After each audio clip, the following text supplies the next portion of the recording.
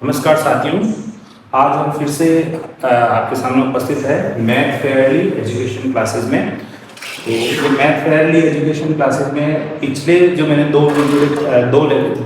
Lecture upload कर दिए हैं, 2 क्या 3 हो गए हैं। मतलब जो अपने सब्जेक्ट से रिलेटेड तो 2 ही हुए हैं, बाकी एक सिंपल एक इंट्रोडक्शन था। तो यहाँ मैंने टॉपिक स्टार्ट किया था बीटा गामा फंक्शन। ठीक है, तो बीटा गामा फंक्शन का एक सिंपल इंट्रोडक्शन मतलब 2 वीडियो लेक्चर में आपको बता दिया है। लेकिन अब क्या होता है, जैसे आपने बीटा गामा फंक्शन पढ़ लिया, मतलब ये मैंने आपको पहले बता ही दिया था कि जो बीटा फंक्शन है क्या है, beta M is equal to integration 0 to 1 x to the power m-1 and 1 minus x to the power n-1 dx। ये फंक्शन हमने मतलब इसके बारे में थोड़ा सा मैंने मतलब ठीक ठाक मतलब आपको बता दिया कि इसको अगर आप थोड़ा सा देख लो तो आगे कुछ प्रॉब्लम्स है इससे रिलेटेड बुक्स में दी हुई है, तो वो आराम से आप सोल्व कर सकते हो। ये अपन ने पढ़ लिया है m and n greater than 0। और ये आपको गामा फंक्शन भी मैंने बता दिया था, gamma n 0 to infinity x to the power n-1 e to the power minus x dx and n greater than 0। ठीक है, हम यहाँ पर इन दोनों फंक्शनों के जितने भी रिलेशन हैं, जितनी भी प्रॉपर्टीज है और भी कोई फॉर्मूले हैं, उनके बारे में मैं आपको डिटेल में अध्ययन करवाऊंगा। लेकिन आज मैं आपको ये बताना चाहता हूँ कि मेरे वो साथी जो मेरे साथ जुड़े हुए हैं, तो उन्हें मैं कई बार आप लोगों के दिमाग में ये रहता है कि भाई ये टॉपिक हम क्यों पढ़ें, और भी मैथमेटिक्स के कई सारे टॉपिक होते हैं, तो इसका हमें कहीं ना कहीं बेनिफिट तो मिलना ही चाहिए या इसका कोई फायदा हो मैथमेटिक्स में, तो इसके क्या एप्लीकेशंस है। और इस बीटा गामा फंक्शन की मैं आपको बताना चाहूँगा कि ना केवल इसकी मैथमेटिक्स में एप्लीकेशन है, जितने भी सब्जेक्ट के स्टूडेंट हैं, चाहे वो इकोनॉमिक्स का स्टूडेंट हो, चाहे वो सोशियोलॉजी का स्टूडेंट हो, या फिर वो कॉमर्स का स्टूडेंट हो, या अदर जैसे आर्ट्स वाले स्टूडेंट हो, या साइंस में जैसे कि बायोलॉजी वाले स्टूडेंट हो, बॉटनी वाले स्टूडेंट हो, जूलॉजी वाले स्टूडेंट हो, या वो मेरे साथी जो एग्रीकल्चर से बीएससी कर रहे हैं, एमएससी कर रहे हैं, उन सब के लिए ये फंक्शन जो है उनको पढ़ना होता है। उनके लिए इसका यूज होता है उनके सब्जेक्ट में। तो वो कैसे होता है, कहाँ होता है, किस प्रकार से होता है, आज मैं आपको उसी के बारे में बताने वाला हूँ। यानी कि ये बीटा गामा फंक्शन जो होता है, इसका हम जो भी स्टूडेंट कॉलेज लेवल या उससे आगे जैसे रिसर्च लेवल की स्टडी करेगा, तो आपको ये दोनों टॉपिक जो है पूरे के पूरे क्लियर होंगे, तो आपकी प्रॉब्लम जो है वो जल्दी सोल्व हो जाएगी। और अगर आपको इनके बारे में कंसेप्ट क्लियर नहीं है, तो जो आपकी प्रॉब्लम होगी उसके कंसेप्ट आपको क्लियर नहीं होंगे और आप प्रॉपर तरीके से उस टॉपिक को समझ नहीं पाओगे, तो आपको कंपटीशन एग्जाम में या फिर जो जहाँ भी यूनिवर्सिटी का जो पेपर लिखना है उसमें आप प्रॉपर तरीके से उसका आंसर नहीं दे पाओगे। तो सबसे पहले मैं आपको ये बताना चाहता हूँ कि भाई इस बीटा गामा फंक्शन की मैथमेटिक्स में कहाँ एप्लीकेशन, इसका मैथमेटिक्स में कहाँ क्या एप्लीकेशन है। तो मैथमेटिक्स में देखो कि कई सारे डिफिकल्ट टाइप के इंटीग्रेशन होते हैं जो कि हम सोल्व नहीं कर पाते सिंपल तरीके से, या कोई तरीके से सोल्व भी हो जाता है तो उसमें बहुत ज़्यादा टाइम लगता है। तो इंटीग्रेशन को हम इस बीटा गामा फंक्शन की सहायता से, अभी पहली एप्लीकेशन मेरी क्या है कि भाई मैथमेटिक्स में इसको कहाँ हम यूज़ कर रहे हैं। फर्स्ट नंबर 1 में मैथ्स में सारे सब्जेक्ट, यानी आपके ऐसा कोई सब्जेक्ट नहीं है जिसमें इसका यूज़ नहीं होता है। यानी कि इन जितने भी सब्जेक्ट होंगे उन सब्जेक्ट में हम इन टॉपिक्स का यूज़ करते हैं। और जो मेरे साथ रिसर्च कर रहे हैं उनके लिए तो ये टॉपिक बहुत ही इंपॉर्टेंट बनने वाला है। और कैसे बनेगा वो अभी मैं आपको पूरा का पूरा समझा दूंगा। ठीक है, मैथमेटिक्स में जैसे डिफिकल्ट टाइप के इंटीग्रेशन होते हैं जो कि बीटा गामा फंक्शन की फॉर्म में लिखे जा सकते हैं। इनके बहुत सारे रिलेशन भी है, तो उनको अपन उनकी सहायता से जो है वो सोल्व करते हैं। इंटीग्रेशन जो है वो अपन सोल्व कर सकते हैं। दूसरा इसमें क्या होता है कि मतलब बहुत सारे प्रोबेबिलिटी डिस्ट्रीब्यूशंस होते हैं जिनको हम क्या करते हैं, इनकी सहायता से बनाते हैं। ठीक है, और फिर उन प्रोबेबिलिटी डिस्ट्रीब्यूशंस की जो कुछ प्रॉपर्टीज़ हैं, प्रॉपर्टीज़ का मतलब जैसे उनका मूवमेंट जनरेटिंग फंक्शन है, उनके लिए एक्सपेक्टेड वैल्यू है, और भी कोई जैसे प्रोबेबिलिटी डिस्ट्रीब्यूशन से रिलेटेड कोई भी प्रॉपर्टीज़ होती है, वो हम इन फंक्शंस की हेल्प से निकाल पाते हैं। तो मैथ्स में इस तरह से होता है। इसके अलावा जैसे कोई कुछ इंपॉर्टेंट थ्योरम्स भी बनी हुई है, जैसे एक फेमस थ्योरम है डिरिचलेट इंटीग्रल थ्योरम, जिससे कि अपन इसकी सहायता से क्या करते हैं, वॉल्यूम इंटीग्रेशन सोल्व करते हैं।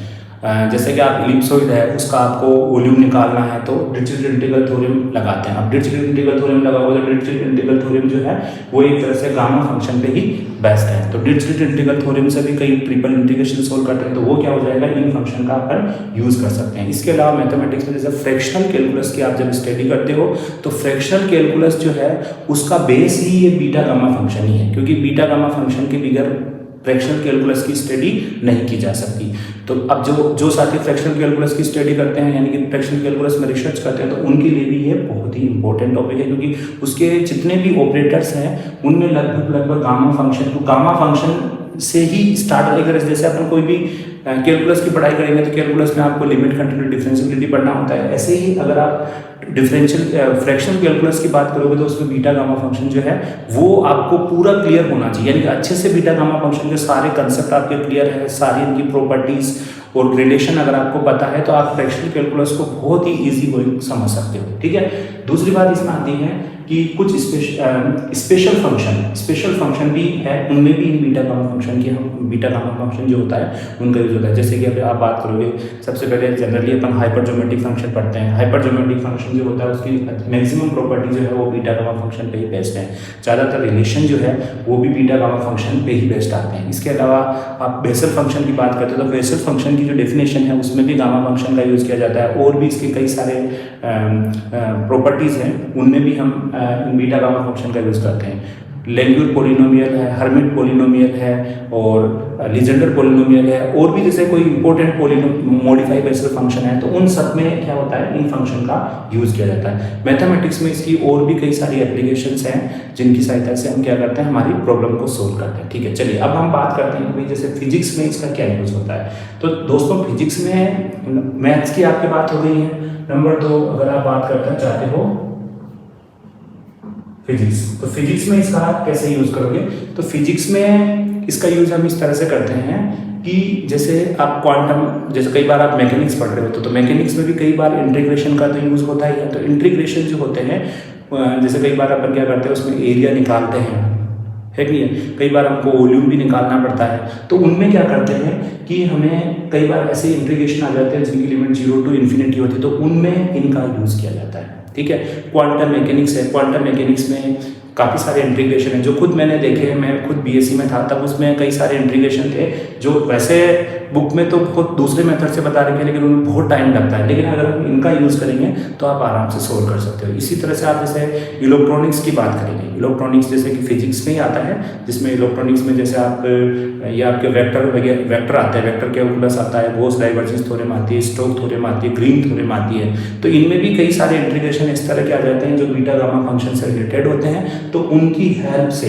बीटा इनके जैसे बन जाते हैं, इनकी फॉर्म में बन जाते हैं, काफ़ी कठिन इंटीग्रेशन हो जाते हैं। तो फिर हम क्या करते हैं इन फंक्शन का यूज़ करके सोल्व कर लेते हैं। तो इस तरह से हम ये कह सकते हैं कि फिजिक्स में भी काफ़ी सारी, मैं ये तो नहीं कह रहा कि सारी प्रॉब्लम को ये सोल्व कर पाते हैं, सब जगह नहीं होता, लेकिन कहीं जगह इनका यूज़ करेंगे तो आराम से हमारी प्रॉब्लम सोल्व हो जाएगी, या फिर वो सोल्व ही नहीं हो पा रही है, वो प्रॉब्लम वही रुकी हुई है, बट इनका जैसे हम यूज़ करेंगे तो उस प्रॉब्लम का सोल्यूशन जो है वो आराम से निकल जाता है। तो आपका फिजिक्स का हो गया है। अब दूसरी बात आपका आता है एग्रीकल्चर, कि भाई एग्रीकल्चर में इसका हम कैसे यूज़ करते हैं। तो साथियों एग्रीकल्चर की अगर हम बात करें तो एग्रीकल्चर में ऐसा होता है कि जैसे एग्रीकल्चर जो वाला जो स्टूडेंट होता है उसको क्या होता है मैथमेटिकल स्टैटिस्टिक्स पढ़नी पड़ती है। ठीक है, तो उस मैथमेटिकल स्टैटिस्टिक्स में डिस्ट्रीब्यूशन थ्योरी जो है वो उनको पढ़नी ही पड़ेगी। एग्रीकल्चर वाले स्टूडेंट को ज़्यादातर जो वर्क होता है वो सर्वे का रहता है। तो सर्वे में हमको क्या करना होता है, प्रोबेबिलिटी डिस्ट्रीब्यूशन के सारे कंसेप्ट जो है वो होने चाहिए। उनको बीएससी में जैसे कि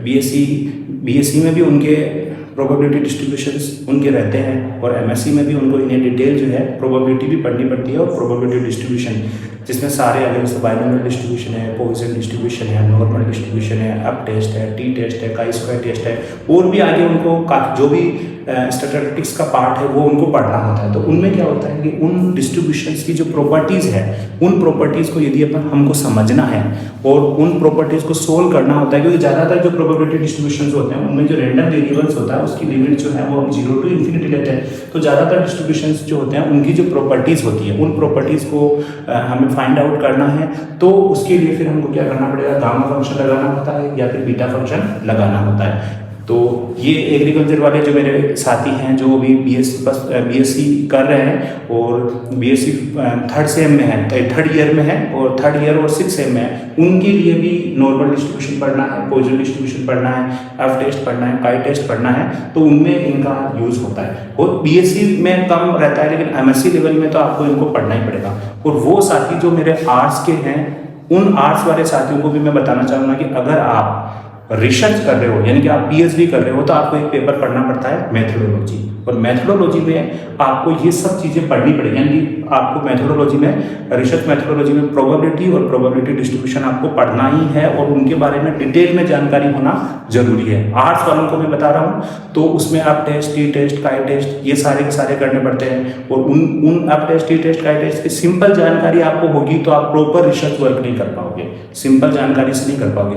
आपको डीपली अच्छी रिसर्च करनी है तो उसके लिए फिर आपको एफ टेस्ट, टी टेस्ट, काई टेस्ट, तो एफ टेस्ट, टी टेस्ट, काई टेस्ट जो होते हैं वो इन बीटा गामा फंक्शन पे ही बेस्ड होते हैं। उनकी प्रॉपर्टी जो होती है बीटा गामा फंक्शन के, विदाउट बीटा गामा फंक्शन के आइडिया के, अगर आपको बीटा गामा फंक्शन का प्रॉपर आइडिया नहीं है, प्रॉपर कंसेप्ट अगर आपको पता नहीं है तो फिर आप उन टेस्ट को प्रॉपर नहीं समझ पाते, कई सारे न्यूमेरिकल होंगे उनका आप आंसर नहीं दे पाओगे।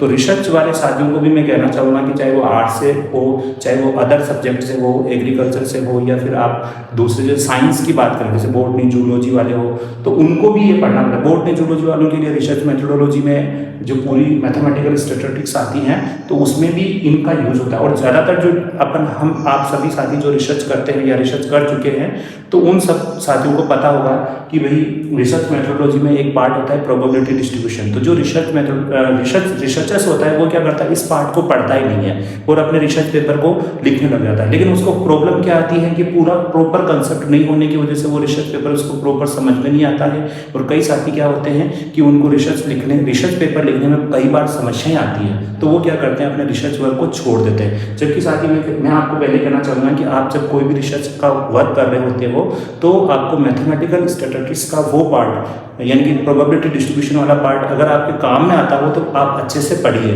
और उसके लिए इन बीटा गामा फंक्शन का जो बेसिक आइडिया है वो मेरे वीडियो लेक्चर से आप देखिए और उनको समझिए। ये बिल्कुल आपको 100% जो है इनका आपको फायदा मिलेगा।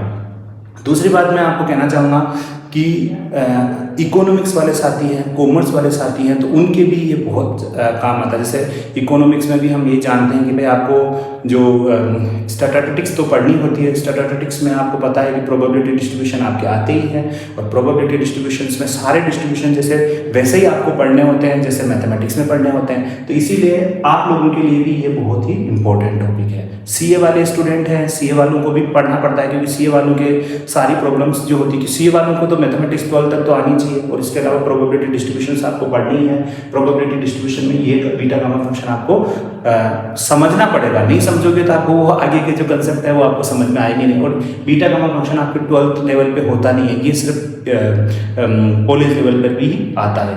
तो अगर ऐसा देखा जाए कि आपको मैंने ये 2 वीडियो लेक्चर बताया तो कई बार आपके दिमाग में ये आ रहा होगा कि भाई इन इंटीग्रेशन को हम क्यों पढ़ें। ये इंटीग्रेशन आपको बहुत पढ़ना बहुत ज़रूरी है। अगर आप एजुकेशन लाइन में रहना चाहते हो या अभी आप एजुकेशन ले रहे हो तो इनको जानना बहुत ज़रूरी है। इनसे आपको बहुत सारी समस्याएं जो है वो आप सोल्व कर पाओगे, और अगर आपको इनका आइडिया नहीं है तो फिर आप नहीं कर पाओगे। अब जैसे मैं उन साथियों की बात करता हूँ जो इंजीनियरिंग के स्टूडेंट है, चाहे वो सीएस के हैं, चाहे वो आईटी के स्टूडेंट है, या फिर वो इलेक्ट्रिकल इंजीनियरिंग के स्टूडेंट है, या मैकेनिकल इंजीनियरिंग के स्टूडेंट है, या इलेक्ट्रॉनिक्स वाले हैं। साथियों आपके लिए भी ये बहुत ज़्यादा इंपॉर्टेंट है। आपको मैथ्स में तो इनको पढ़ना ही है, इसके अलावा आप जैसे आप अपने सब्जेक्ट पढ़ोगे, आपके बहुत सारे इंजीनियरिंग के स्टूडेंट होते हैं जैसे लाप्लास ट्रांसफॉर्म होता है, ये थ्योरी के रूप में उनके सब्जेक्ट में होता है। फूरियर ट्रांसफॉर्म होता है, ये थ्योरेटिकली उनके होता है। मिलियन ट्रांसफॉर्म होता है, तो ये टॉपिक्स होते ही हैं। फूरियर सीरीज होती है, थ्योरेटिकल होता है, सब मैथमेटिक्स वाले पार्ट में तो होता है लेकिन थ्योरी में भी आते हैं। तो थ्योरी में आएंगे तो हम जानते हैं कि लाप्लास ट्रांसफॉर्म की अगर आप स्टडी करोगे तो विदाउट बीटा गामा फंक्शन के उसको प्रॉपर वे में आप नहीं समझ सकते, है कि नहीं। और इसके अलावा आपको स्टैटिस्टिक्स वाला पार्ट भी आपके आता ही है, प्रोबेबिलिटी डिस्ट्रीब्यूशंस आपके आते ही हैं। तो प्रोबेबिलिटी डिस्ट्रीब्यूशन को समझना है तो उसके लिए भी आपको बीटा गामा फंक्शन के कंसेप्ट क्लियर होने चाहिए। तो यानी कि इंजीनियरिंग वाले जो स्टूडेंट हैं उनको तो ये बहुत अच्छे से आना ही है, उनके लिए तो कंपलसरी है ही है। यानी कि कई बार बीटेक वाले स्टूडेंट होते हैं तो वो क्या करते हैं, जैसे इस टॉपिक को छोड़ देते हैं, वो सोचते हैं यार ये टॉपिक कठिन है, मैं इसको नहीं पढ़ूंगा, दूसरा पेपर पढ़ लूंगा। लेकिन ऐसा नहीं करना है। अगर आपको पूरी तरह से अच्छे मतलब कंसेप्ट के साथ बीटेक करनी है तो आपको ये टॉपिक बिल्कुल क्लियर करना है। और ये कठिन नहीं है, ये बहुत सिंपल टॉपिक है। इसमें कोई छोटे छोटे फॉर्मूले याद रखने हैं, और इन फॉर्मूलों को याद करोगे तो आपके जो दूसरे सब्जेक्ट है वो बहुत ही आसान हो जाएंगे और आसान तरीके से आप उनको सोल्व कर पाओगे। तो थैंक यू। मैंने आपको कुछ एप्लीकेशन बताई है, इसकी और भी बहुत सारी एप्लीकेशंस हैं जो अभी करंटली हम मतलब आपको गूगल पर आप सर्च करोगे तो मिल जाएगी, लेकिन ये कुछ बेसिक जो मुझे जो आइडिया था वो मैंने आपको शेयर किया है। थैंक यू, धन्यवाद, जय हिंद, जय भारत।